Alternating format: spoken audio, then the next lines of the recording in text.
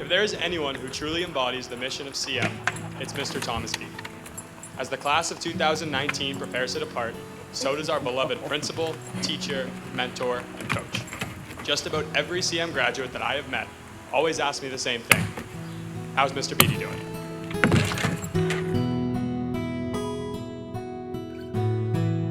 I think one of his happiest days on campus this year was when he brought his new dog to school. And this little tiny golden retriever puppy was bounding across the lobby, and students were stopping to say, "Why is there a dog here?" And Tom was just grinning like a 5-year-old. Sit. 1 plus 1. Good, very good. That's 2. All right, what about the derivative of 3x? Here we go. 3, very good.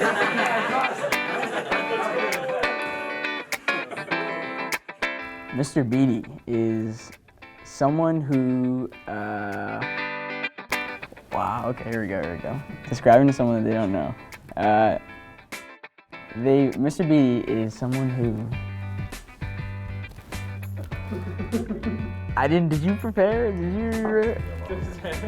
Math wasn't my best subject, but I loved going to math class with Mr. Beatty because the way he taught engaged everybody.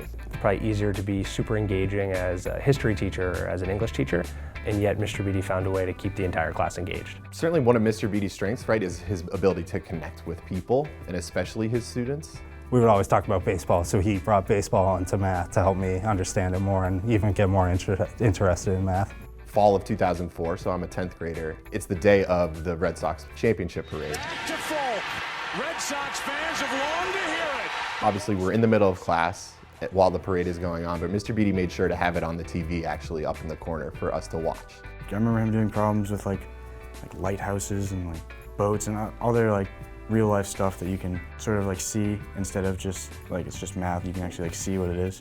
Earlier in the year, he had a picture of Fenway Park on the board, and immediately, even though the topic might not have been very interesting, he found a way to incorporate Fenway Park into it, and something that we all know and we all love. And that way, when we understand it a little bit more with real life examples, then it's a little bit easier to understand.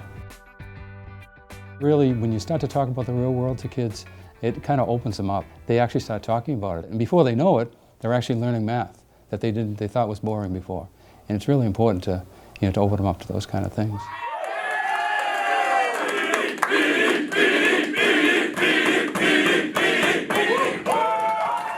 So I ran for him, and I went to the first practice, and he had us do a very hard workout. He was working bell to bell, and he wasn't, easing in.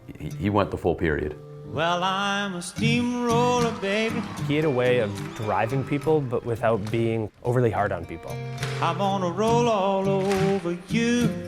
When you wanted to get a successful grade in that class, normally you'd want to get it for yourself, but with him, it was more you didn't want to let him down. Just kind of getting the best out of people without them realizing that he was pushing them. He made you work. He's there making sure that we're not just learning how to do a specific equation, but he makes sure that we understand every concept. He makes sure that we understand why something happens and not just that it does happen. Without even knowing it as a student, he was hitting upon all the aspects of learning.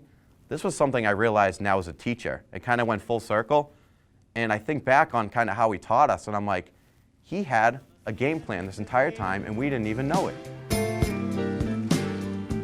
So in a lot of ways, he's a Renaissance man. He's really a Renaissance man. A real Renaissance man, Mr. Beatty. I think, that I would rather name the things that he has done, teacher, coach, mentor, colleague, friend, writer, public speaker. The best words to describe him would be that he's a CM guy. Mr. Beatty's a CM student at heart. It's where he went to high school. I mean, he was like a very, very good runner. He was actually really an outstanding athlete at BU. He worked out down in Florida after he graduated from BU with some Olympians. He expects so much out of you because he knows that you can give it to him. He loved coaching. He loved being the full-time department chair and deciding to give up his summers to come and be here all the time. Personally, I have never grown as much in a 4-year period as I did over these last 4 years. I think he did a superb job during a time of great transition here at CM. It was sort of a gift that we had Tom at the end of his career become principal. He knew how precious that opportunity was. And I'd have to say that actually I think the job found him. He wasn't searching for the job, but the job found him, and he took it on. When I thought about what this school has meant to me for over a half a century and what it has given to me for all those years, the decision became very easy. I decided to give back and serve as CM's first alumni principal. People were very, very excited that Tom was being named principal. I'm from Natick, and in Natick, their principal is their principal and nothing else. And I think it's really cool that our principal is a math teacher and all the other things he does. I think it's important for a principal to be in the classroom for their ability to still understand the ins and outs of what happens in a classroom. So I'm still trying to figure that out, how he's able to teach AP Calc, be principal, show up at everything, and seemingly do all of them well. My dad would always drop me off up front, and he would be there every morning, like even when it's snowing and stuff. Matthew. This week on Baker Street started with Tom. He really wanted to improve the level of communication with parents, and it has been a great success. Most high school principals do not take the time to write an entire letter every single week to the CM community, and Tom cares. He makes it a priority. Every baccalaureate mass, since he's been principal, he gets up there and he gives a speech, and he finds a way to include a little tidbit about every student in the whole senior class. I've been working with him really closely to try and figure out what each person, what we'd call like their biggest accomplishment, because everyone's accomplished something during their time at CM, but we're trying to figure out what everybody loves. And Mr. Beatty will not rest until he finds the perfect thing for every single person. How likely was it that Nick, that Matt, Colin, Brendan, and Giovanni and Mike... You know, his words have moved a lot of people. It is really one of the most moving things I have seen in my career as an educator. He goes back to when he was a student, he refers to it often. He wanted to share that with all the kids that came in, and he meant that. Mr. Beatty's a high character guy. I mean, he's consistent in everything he does. I still use what he taught me in school, at college, and in other classes to help me work harder. I think Tom has been a huge piece of stability for CM. He's been a rock for CM. He's really open to new ideas and trying new things. He stayed current on things. You see teachers here now extremely innovative, creative. I think a lot of people are getting, you know, their inspiration and their cues from Mr. Beatty. He's the most dedicated, hardworking person, you know, employee I've ever met in my life.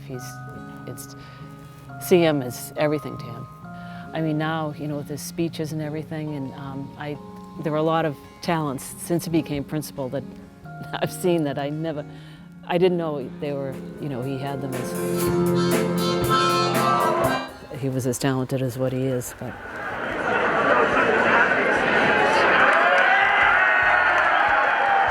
I think that I've seen a new side of Tom in his role as principal, where he was willing to take a lot of different risks. One parent said, "Does Mr. Beatty have a bucket list?" I wouldn't have imagined him being in a play. I didn't think he could sing, but he's got a good set of pipes on him. Principals usually are not dancing on the dance floor, showing off their golden pipes in front of the entire National Honor Society. Alrighty, so I chose a song by James Taylor, which I know Mr. Beatty loves James Taylor. And seeing that this is his last year at CM, and that next year he will not be my principal, I would ask that Mr. Beatty come up and sing this song along with me.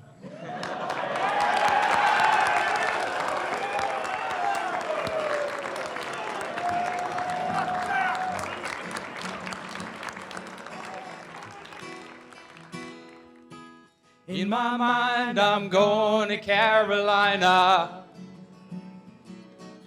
Can't you see the sunshine? Can't you just feel the moonshine? Ain't it just like a friend of mine? They hit me from behind. Yes, I'm going to Carolina in my mind.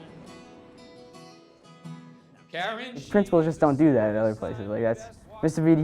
He's someone special. He's someone special. Watch the morning come. A silver tear appearing, now I'm crying. Ain't I going to Carolina in my mind? Tom Beatty, James Taylor. Congratulations to you, sir, on 50 years of service. What a thing. I'm in the same boat, basically, 50 years in. And also kudos, hats off for singing Carolina in my mind on the way out. Good idea. In my mind, I'm going to Carolina. Can't you see the sunshine? Can't you just feel the moonshine? Ain't it just like a friend of mine to hit me from behind? Yes, I'm going to Carolina in my mind.